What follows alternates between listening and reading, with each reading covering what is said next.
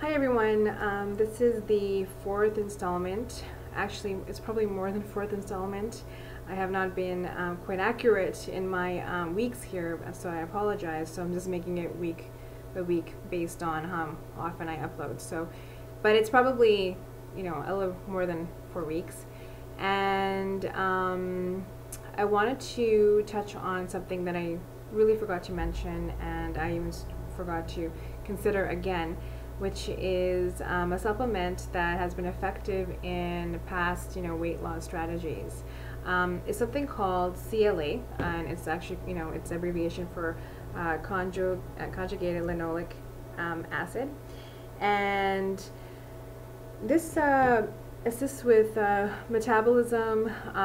It converts into two things, and I forget what it is now. If you go online and you Google this information, you'll know that it's very effective in promoting lean mass and also getting rid of fat in your body. I have found it to be effective. I don't like taking supplements to begin with, so I rarely stick with it, and nor do I want to be too dependent on these kind of things. I want to be able to get my metabolism going naturally, but sometimes we need assistance, and with PCOS I find that this does help, especially I think I would have been much larger, much more heavier if I hadn't used these kind of techniques, or if I hadn't been eating a raw food diet, exercising here and there. So every little thing helps. So the trick with this is that you need to know what is the right amount for you. And the reason I say that is that if you take too, if it's not strong enough, the effects may not be so quick or so effective. So for me personally, with 1,000 milligrams, I'm taking actually 4 of these capsules as opposed to, let's say, 2 or 3. It works for me, and then I downscale to 3 when I need to. So this is something that you need to consider for your body size, how your body reacts to it. All of us burn fat differently. All of us build muscle differently. So know your body. And with PCOS and the insulin issues, while trying to keep the insulin levels stable, also trying to get rid of that extra fat is key, as well as we all know for the ones suffering with this condition. So that is where I'm at. In terms of my diet, it's been pretty much the same. And it's been protein, vegetables, fruit.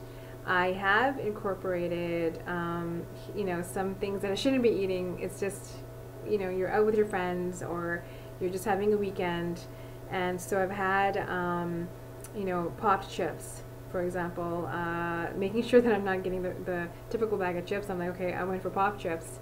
And I had a Lara bar, so Larabar. A Lara bar, all one word, and some of you may have heard of this. It's actually, I've heard that it's natural. It's a natural bar. That being said, I think the sugar content in there is too high, but had one of those. So that is all that I've kind of divulged in thus far, and I hope to keep it at that point.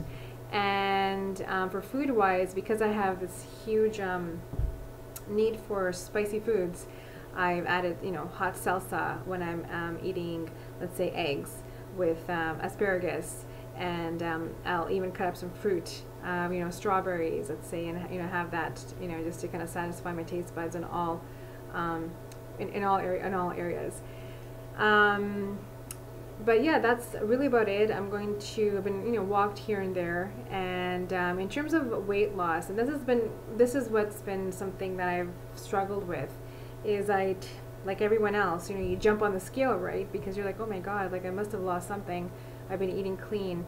No, I didn't lose anything actually. I've kept the weight loss. I think the weight loss was 4 pounds or something like that, and it's going all over the map. I think my body's in a bit of shock as well, and I've just realized I feel great.